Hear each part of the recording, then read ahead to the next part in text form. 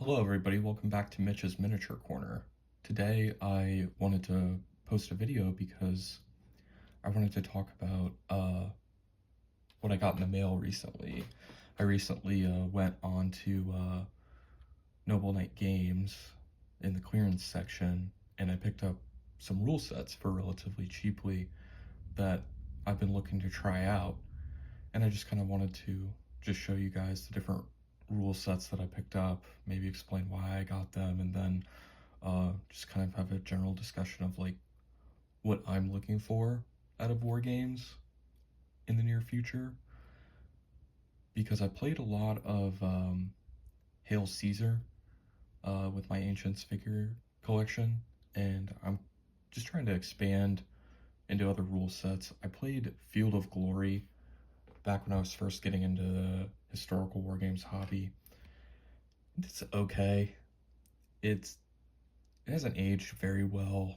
It's, I think, kind of overly complicated, like its origins with the War Games Research Group and essentially being like part of the heritage of the first War Games rule sets. They definitely show in Field of Glory's rules writing and how it resolves combat and things like that. So that was my first Ancients rule set, and then we moved on to Hail Caesar, and it was a massive breath of fresh air. That game is very, very easy to play. It's a night and day comparison to me from Hail Caesar to Field of Glory, but as I've grown in my knowledge of the ancient period, I went to grad school and studied history for many, many, many years. I've kind of grown in my knowledge of the ancient battlefield and things like that. So I wanted to see something or play a war game that better reflected what I understand to be the reality of the ancient battlefield. And I think Hail Caesar is a great job at being a war game and not necessarily a reflection of sort of what we know from sources in archaeology as the reality of the ancient battlefield. And that's fine. That is I mean, at the end of the day, I'm here to have fun, right?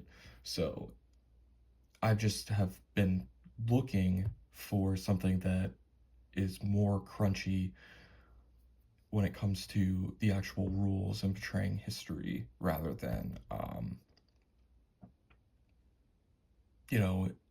Hail Caesar feels very light when it comes to historical flavor, I guess. So that's why I picked up this sets that I'm going to show you. Is I picked up Impetus because I've heard a lot about this rule set. It could be played at any scale, and with any sort of basing situation that you have. And it seems to me to be a pretty rigid rule system when it comes to like actual setup and the actual like rules, activations, and things like that. It seems to be pretty well thought out. And there's tons of pictures, there's tons of ideas and things like that. It's got baggage and camp systems. It's got a command structure, and it's got discrete groups of units that you move around and interact with. And to me it seems like a pretty nice mixture between the more modern take on war games of the warlord games like Hail Caesar and Pike and Shot, and something a bit more traditional like a Field of Glory or a DBA or a War Games Research Group rule set. So I think that this should be a nice middle ground to get on the table and kind of mess around with. I was a little disappointed. I got the first version of Impetus. I got version 1, which was released in, I believe the copyright date is 2008. And they do have a new version of Impetus out, but it was a lot harder and a lot more expensive to find. I got this relatively cheaply. I guess the one thing that was a little disappointing is it only comes with 15 army lists, and they do have Hannibal's Carthaginians and Romans of the Second Punic War, which are the two collections that we've been gaming with, me and my friends have been gaming with the most, but it would be nice to have an actual Impetus list for the Seleucids that's not just, you know, a pirated list online. So I'll have to either track that down or just use the one from Basic Impetus that I do have and hope that it translates. Because like I said, I don't know if I mentioned this, I have read Basic Impetus, and that's what made me want to buy this and see what it really was like, what the differences were before I got either of them out on the table. So I just have it. I have Basic Impetus in a digital format, whereas this I've got in the nice spiral bound. It's pretty handy. I think it will be a great format to actually use on the table rather than some of the other like perfect bound books or like hardback books where, you know, they are going to deteriorate pretty quickly if you're flipping through them constantly. Whereas I think this is a good system for referencing game rules. I think that's pretty cool. It's a neat idea, and I know that there's tons of issues that come with spiral binding as well, but this print seems to be holding up relatively well, so hopefully I can get some good use out of this, or at least explore it, and hopefully maybe you'll see a battle report in the coming weeks or months about Impetus. Now, that's not the only rules that I purchased. Like I said, it's one of several,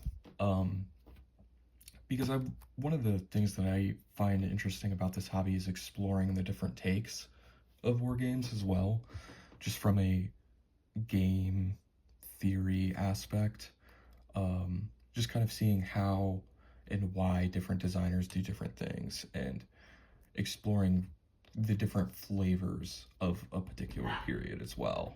So there's this book, in Death Ground, which is a reference to Sun Tzu's The Art of War. And this, I think, whereas Impetus is pretty rigid, this will be more loose, and it's got some interesting ideas that attracted me to it in its rule systems. So it uses two types of dice. It uses D6 for movement and morale and things like that, but it uses D10s for resolving, shooting, and melee attacks, which I find pretty interesting. I think that is a interesting way to do things, and it kind of abstracts the command structure that Hail Caesar has, because in Hail Caesar you take 2d6, you roll, and you compare it to a command value to get orders and move troops. You know, I think we're all relatively familiar with how, you know, the Rick Priestley Warlord games work, if you've been in the hobby, you know. So this has an interesting system. It kind of reminds me a bit like Chain of Command, where you have a d6 movement that you're actually moving, and that kind of determines, you know, that friction of you know, moving and making sure that the troops are doing what you want them to do, and, you know, introducing that randomness there, because you'll always be able to theoretically move some, right? And and that's kind of why I think this is a good idea, because in Hail Caesar, if you fluff a command roll, you sit there and you do nothing, and that's kind of just graining on me a little bit. It becomes a negative play experience when you've played as many games as I have, and you kind of know that, like,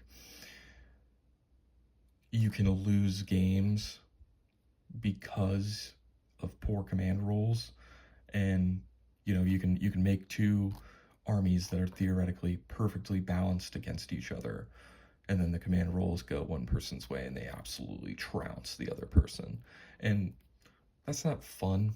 Like in a war game, I mean, that has happened a bunch of times in history, but, you know, this, I think, will alleviate that sort of hiccup with that rules system a little bit. And it seems to be a pretty nice set of rules. It's pretty light on any type of pictures or explanatory diagrams. It's pretty much just text, like a word processor text, printed out and stapled together, which is fine. Like, at the end of the day, if it's good rules, I'm gonna play this game. I don't really need it to be super high production value. I read rule sets on my phone quite a bit, or on my iPad quite a bit, so it's not like this is a deal breaker for me. But I think this will be nice because it'll give us a more lightweight kind of rule set to play. I mean, this is only like 25-30 pages. Yeah, it's 38 pages at the very end, so it's going to be a lot easier to digest than Impetvs or some of the other rule sets that I have, and it should keep that kind of more casual, hey, it's just a game kind of vibe that Hail Caesar has, while hopefully still, being a little bit complex in how it resolves things. And kind of the opposite is I got this. It's a Broadsword Ancient Scutarii, and it's a tournament rule set for Antiquity. So kind of like the opposite end of the spectrum is kind of what I'm hoping this is, so that if we are really looking to delve into sort of a more competitive, very rigidly defined system, we have it, and we can explore that as well. And this is kind of a middle ground. It's a perfect bound book. It's got a pretty nice production value behind it, and they have quite a number of rule sets, obviously, or a number of army lists, because they're trying to make this as playable as possible for essentially everyone. So you can rock up with pretty much any army you've got, Hellenistic Greek is this army list here, so I bet I could use that for the Seleucids. But I haven't really dug into this one much at all. Actually, they've got a tall knight list. Yeah, there we are. Awesome, Seleucids. So this is the Seleucid list, so that'll be great. But yeah, I mean, this seems to be kind of that that middle ground, hopefully, between very, very rigid, tournament-based game like DBA and in Death Ground, which seems to me to be pretty light when it comes to the competitive edge. So that's why I got this. I am more of I'm more of someone who is Hail Caesar in Death Ground type person. I'm not super into tournaments or the competitiveness of games, but I think what's kind of driven me away from the Warlord games, sort of Rick Priestley's activation system, is it's not fun to sit there and do nothing on a turn. And I think there are just some things in those games that, not just that, but in the way they do units and army lists, it just seems to me to be a little too light, too watered down, too inactive, I guess, is kind of what I'm trying to get at. Whereas this feels like it will be more about how you move, what you're doing, what units are being matched up against each other, and really like kind of more tactically driven rather than oh yeah, well, my division of knights are just doing nothing, so now my entire flank is gonna be destroyed. So, which is not necessarily how battles were fought anyway. So that's that. And these are all, most of these are rules that are defined from kind of like the earliest period of written history, Kadesh and New Kingdom, Middle Kingdom, Egypt, through like the Italian Wars, or the beginning of the Italian Wars. But I've found that ancient rule sets are not the best at capturing the specific flavor of the medieval period. So I've been also hunting for a good medievals rule set, and I think I found one.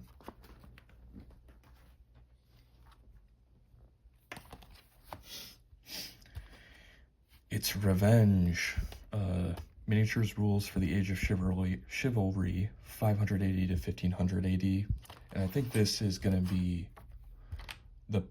a good rule set for that period, because it's going to be highly specific to, you know, the medieval period, in dealing with the very unique sort of situations